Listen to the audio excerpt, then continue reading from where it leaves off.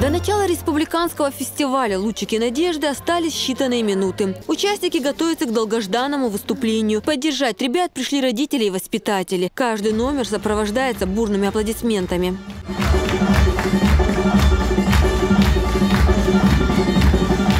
Маленькая Ясмина была сегодня настоящей леди. Это ее первое выступление в мероприятии такого уровня. Посвятила она его самому дорогому человеку на земле – маме.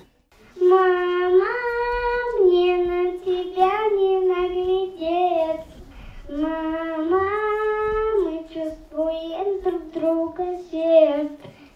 Мама, ты всех дороже, и по-другому быть не может. Ясмина не ходит с рождения. За 6 лет девочка пережила несколько операций. Маленькая принцесса научилась мыслить по-взрослому. Однако в Дедушку Мороза, как и все дети, Ясмина верит. Она уже загадала новогоднее желание.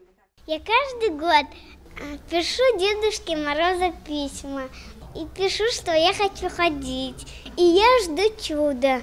Ежегодный фестиваль раскрыл сегодня новые таланты. Каждый показал номер, который готовил на протяжении года. После ярких выступлений приступили к самому приятному – подаркам. Это праздник действительно сегодня удался, как, наверное, и каждый год.